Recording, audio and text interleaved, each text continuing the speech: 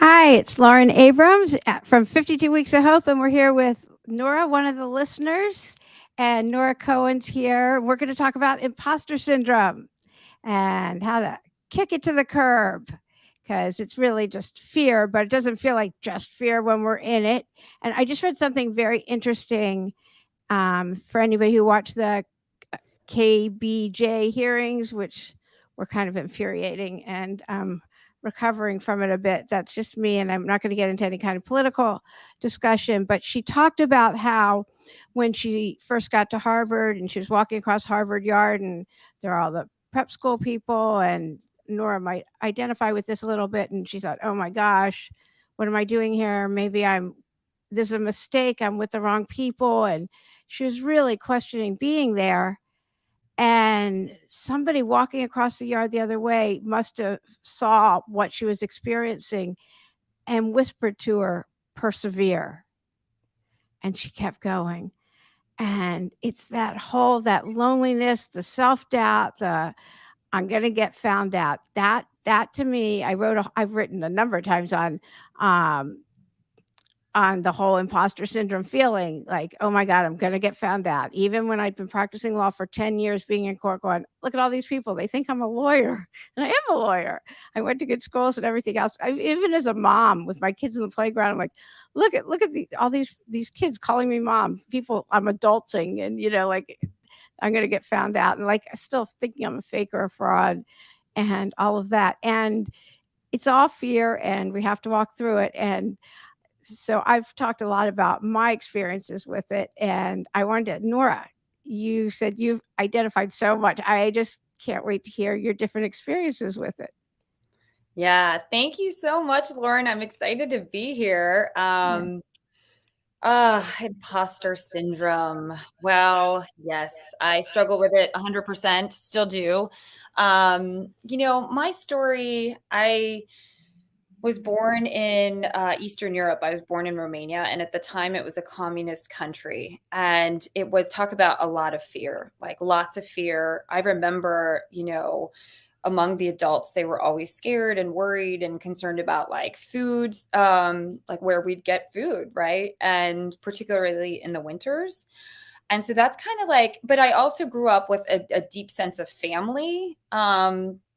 And that was always taken away from us. Like the rug would slip out, that feeling of joy and connection, because of these external cultural things that were happening in the world, right? And I remember there were in like the communist times, like the adults would be like 5 adults that were friends, and one would have to report back for the government. So there was always that fear, even in your personal life. And so I grew up deeply with that. And then my mom immigrated to the United States when I was about, well, she actually came when I was like 3 years old, and we were without her for a few years until she was able to bring us over from Romania to the United States. And then, we went from this time of deep food insecurity and lack into this like incredible country with all of the abundance you can think of. And it was incredible. But it's like when you go from lack and into something amazing, even your ego needs to catch up to that, right? Like How did you get food before? in Eastern Europe, you mean? And when Yeah. we were in Romania, it was so fast. So it's interesting because in Eastern Europe, we'd all have, I guess the communists like split up the land, and you'd have like your apartment or your house. And then you also had a plot of land that you would work, like your family would work it. And the whole concept of, I guess, communism is there's no importing, there's only exporting. But the problem with that is if you're not like importing goods and foods that you're not growing, you don't have those things, right? And after a while, it just got really corrupt and awful, as you might imagine. And my grandmother found a way. Like she was raising us for a time, and we would use vegetables and pickle the vegetables, and we'd have, it's called a pivnica, so it'd all be like underground. She made it work, and she raised 3 little girls, and my mom would obviously work here in the States and send money back. And so you make it work. But when we came from Romania to the United States, and even afterward, when my grandma came, she came a little bit later, she went into the supermarkets and she just started crying. She couldn't believe the abundance of food. So you could imagine that as a little girl going from that to this, the sense of, I think that's when it kind of hit me, like that sense of insecurity, that sense of like, this isn't what I know, and that sense of imposter syndrome. Like I am in Feeling this, different. yes, feeling so different, even though we want it, right? Like our egos, let's say, want the things around us. And as a child, I suspect too, I was pretty good about like just getting and being in the moment and adapting. There is that deep-seated stuff that I think leads to imposter syndrome in so many people, right? That 1 to 7 years of development, that like whatever you were experiencing then is kind of going to always be with you. And I think that attributes a lot to many people's imposter syndrome, right? Syndrome means chronic, right? Like you have it and it's chronically with you.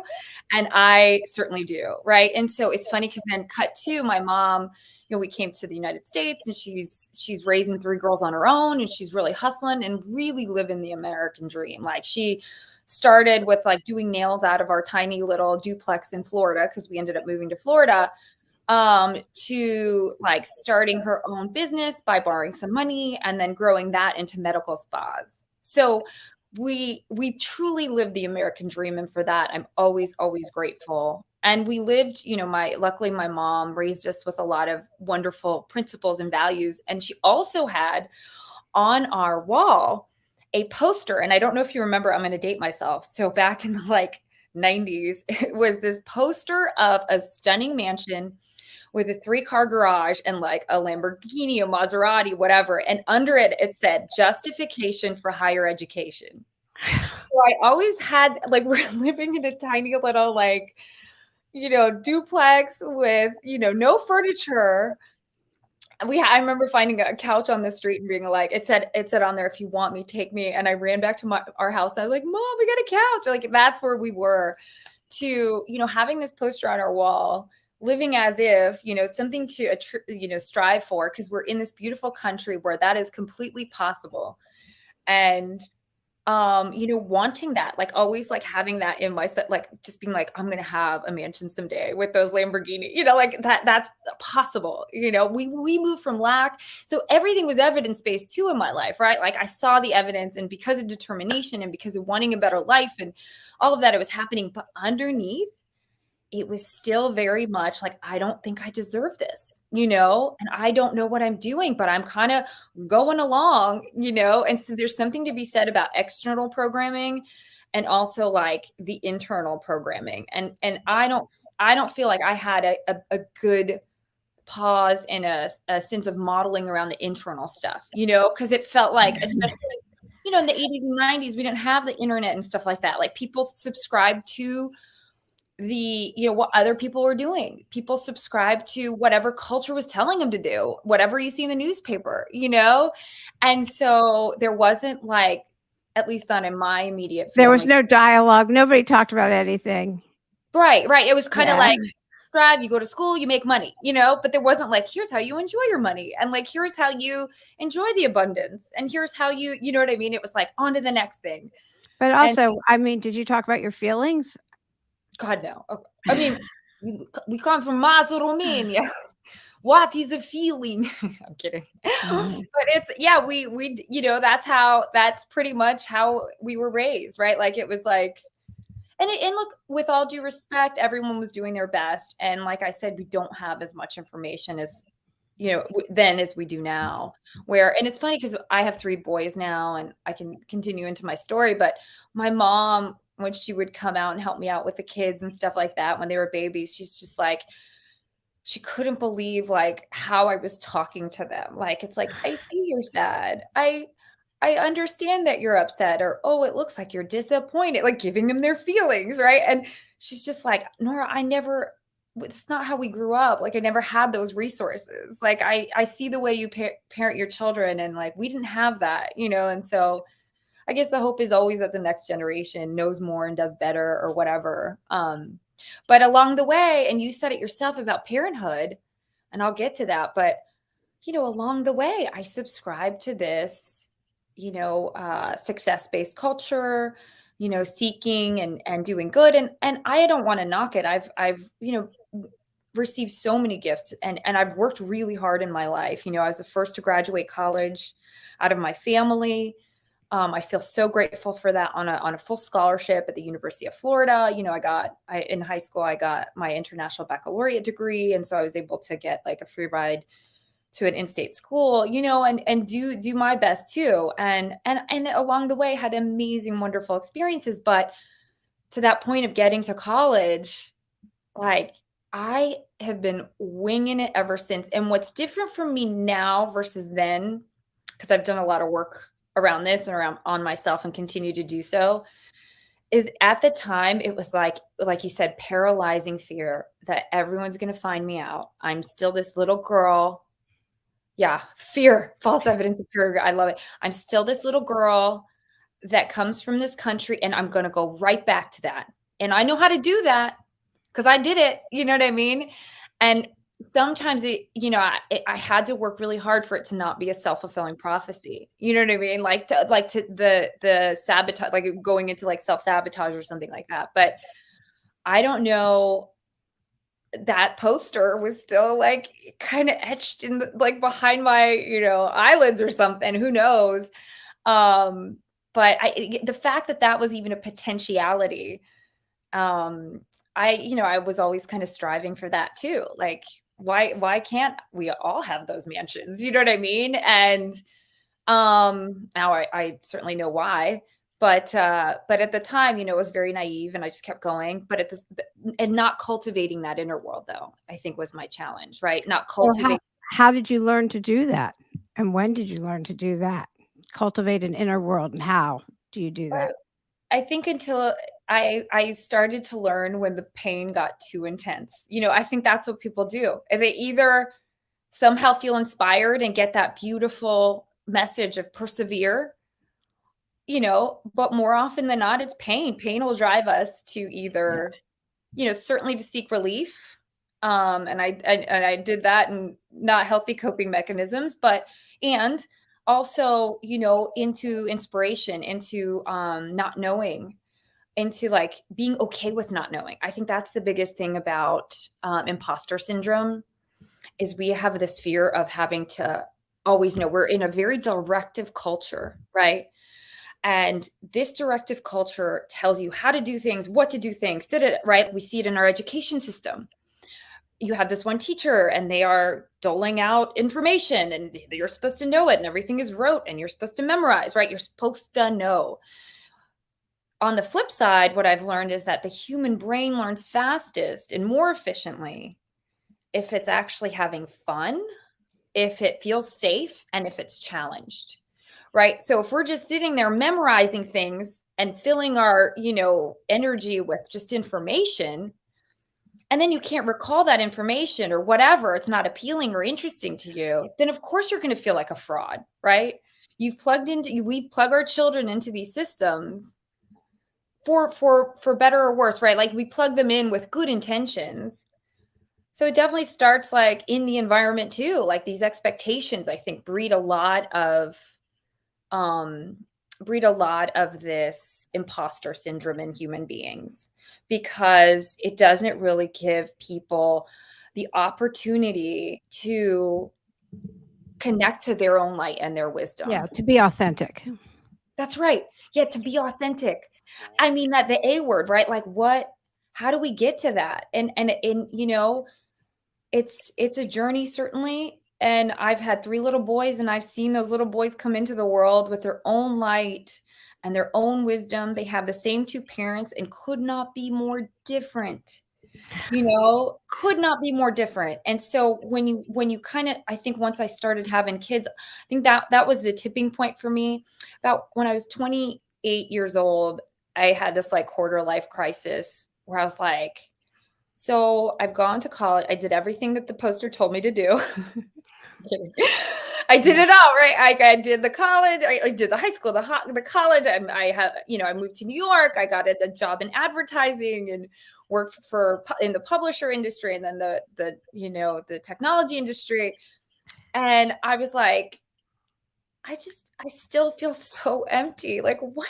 I did everything they told me to do. I don't understand. And I just something I had this like little bit I think I you know what it was? I started working with a therapist and she just had me start to journal and like Mm. particularly said like, "Why don't you just start asking questions in your journal?" And I think I wrote something silly like, "What's my purpose?" That's not silly. I Yeah. mean, like, Yeah. what am I here for? Like, am I just here to like have this job? And I remember growing up and when I was younger, I used to love to paint and I used to love to like, connect and I was joyous and like I remember all that and I felt like I was so far away from that in adulthood. And I was like, how do I get back to that? And I just started to journal and that set me off on a course and a journey, learning a whole lot about myself. I also went through some infertility challenges. Boy, will that open up a whole lot of imposter syndrome? Because I always thought I was like, well, of course I'm going to be a mom. I'm going to have my own family. I'm going to do everything the poster tells me to do. A beautiful house. I'm going to fill that house with people, like a family, a fabulous family that I never had. You know what I mean? Yeah. And I went through some really difficult infertility challenges, and I remember I kept it so secret because Eastern European, like in my mind, we're all like, moms, and we could just pop out babies. That's what we do. It's just these thoughts, and I think that's one thing too with imposter syndrome. It lives in many of us. It really just does. I really don't think any of us Yeah, really. we have these ideas, and who knows where they're from. Or I always used to think, oh, Jews don't do this and Jews don't do that. But really, I was raised a twice-a-year Jew, and I had no idea what Jews did or didn't do. I had these ideas though. That's And right. yeah, like yours is, and or I based it on other things, and they're just old ideas and they're limiting beliefs, and we have to get rid of these limiting beliefs in order to move on and get these big lives because the world's so expansive, and we really can do or be anything. So once we break through these, but go ahead, keep going.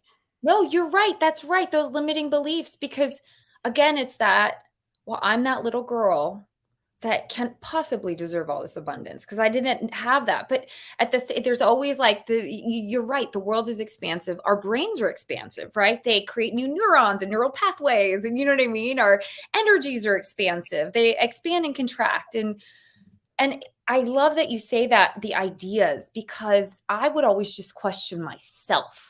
Like, I don't deserve this. I don't belong here. La, la, la. Right. And then when I shifted from doing some therapeutic work and then having some traumas, right? Like the traumas added the darkness into the light, right? Like these traumas, that pain helps you to really look at yourself and that authentic self. And I was like, well, is it me or is it my ideas? Like, is it me or is it the way that my choices and the way I'm living my life? So then I started to question my choices, my ideas, like what's working for me, creating like a vision for myself, but like not the way that it's more of like a feeling versus like an actual absolute physiological thing. Like I know how I want to feel now, and I know how I want to process feelings that come up for me. And that was a journey too, because again, like feel like to your point, like did you ever talk about feelings? Like it's like learning a whole new language. It Oh, really is. yeah, yeah, yeah. I'm like, I Google feelings list, and then I look and I'm like, yeah, that.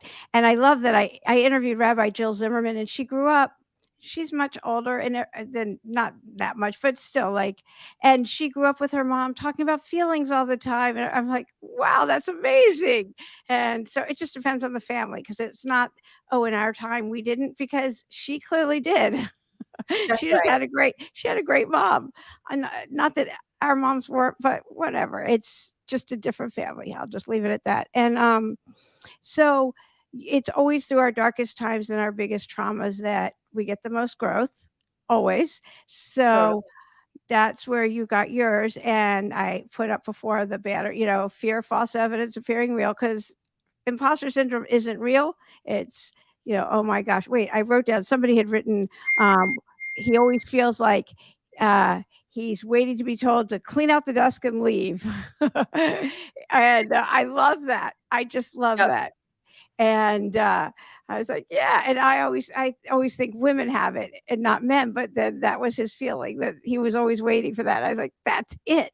And it normalizes it. When you hear things like this, it normalizes the feeling that, oh, everyone has that. It's like Kataji Brown Jackson, having that probably deer in headlights look, and somebody seeing her and going, persevere, because that's what it is. We persevere. We keep going despite our head, despite the feeling.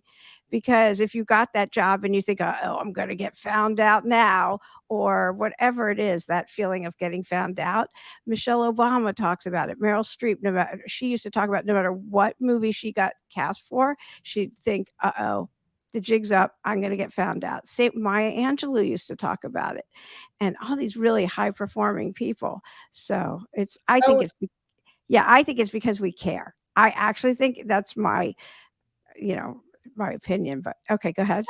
I think it's because we care and we want that sense of belonging. Like, we don't want people to like leave us. We want to feel seen. We want our experiences to also matter.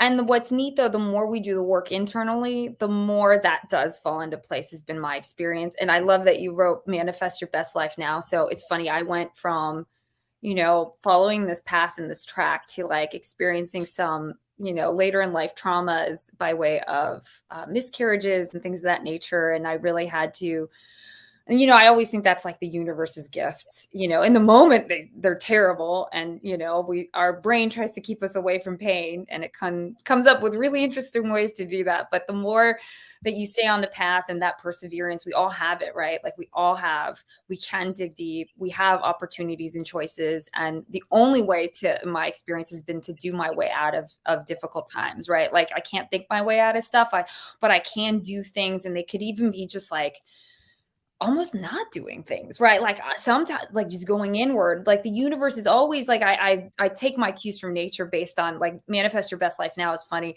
So I went from like New York City, high power like jobs and work hard, play hard, and living in this very sort of like intense energy, to traveling to LA for work, and noticing that it was like 72 and sunny in February. I'm like, and 13 degrees in New York in the meantime. So I was like, why don't we live here? Mm. you know? And so eventually we did. I just sort of put that out there. I'd learned about, manifesting, and I'd learned about all that kind of stuff. And so I certainly started to put that into action and practice it. But the thing is, the more you manifest, I find often that subconscious is still kind of like, we still don't belong here. Like, what are we doing here? We're going to get found out. Like, you're so going back to New York. Like, you're so going back to, like, you know what I mean? So there's imposter syndrome will crop up. And it's true. I think it is because we care. And I think it's also protection. Like, and then not knowing, an unknown. Like, if we're not comfortable with not knowing, again, our directive culture tells us we got to know. And the reality is, I've met so many, CEOs and Fortune 500, people and business people. And so many people don't know what they're doing. They're just showing up and they're doing their best, and sometimes not doing their best. And here's the thing. What's so interesting is, I had I had miscarriages. It was a really difficult time. And then I just pulled back and we moved to California. And I was like, what did I do growing up that I really loved? And I used to always volunteer. My mom made us volunteer and give back. And it was just the coolest thing. That was such a gift, and to be of service. And I worked at a place in high school called Vincent Ramos. It is still there in South Florida. And it's a HIPAA therapy for severely disabled children and young adults. And it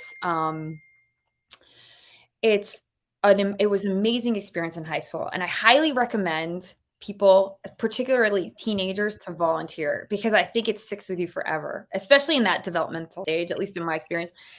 And I was like, well, I don't know. I was meditating, and something came to me. I was reading Yogananda's book on fear, because I was in a lot of fear, and I, had this miscarriage, and it was terrible. And in there it said, like, if you're in fear, like, go do something, be of service, and also just like clean out your garden, pull weeds. But when know that you're pulling the weeds, be present. And I was like, okay. And then something happened where I was like, be of service. Well, I could volunteer and do that with my time. So I reached out to a horse and farm animal rescue. And they were like, "Yeah, we're looking for volunteers." And I was like, "Great." And I showed up. And it's funny, I got there and the director was like, "Perfect day. We have this round pen, at the top. And we haven't used it all spring and we need someone to pull the weeds." So I was like, "Oh, I can do that." And that, took me on this incredible journey that now I run that nonprofit and do a lot of really beautiful work in nature and, with animals, and we provide growth and learning experiences for the Los Angeles community. And so I went from and an imposter along the way. But what it was, I remember something happened where I had to kind of take over the ranch, and I didn't know so much about taking care fully of these incredible animals. So I would YouTube stuff, and I would ask for help. That was my biggest thing. It's like I didn't know a whole lot about ranch life. I'd grown up riding horses, but like actually caring and making sure they were healthy and all that good stuff. Like, talk about imposter syndrome. And I just had to be humbled and ask for help and rely on experts and learn my way into making this, beautiful organization a real cornerstone in our community that is able to help a lot of people and a lot of animals. And that was very scary. Talk about imposter syndrome, but like there was a hole that needed to be filled. Why not me? And I think a lot of people say that in their lives. Like, well, why not me? Like, why can't I do that if I have this Absolutely. dream? Why not you? Yeah, That's the because whole thing. Why not you? and it's scary and the unknown, but also our culture programs us to think, they can do it. Like this group of people can do it. This group of people and is in this percent. This group of people, and it's like, again, question those ideas. Be inquisitive. Like, well, if they can do it, why can't I do it? Right? Absolutely. And if you can, I mean, I always quote Angela Manuel Davis because I love her and she's so inspirational and gives you a great workout too. But besides that, she always says, if you can see it, you can be it. And it's so true. So visualize it first. And if you're feeling imposter syndrome, if you're feeling that fear, you have to feel the feelings. There's the only way through is through. But then go for it. You've got it. You can do it.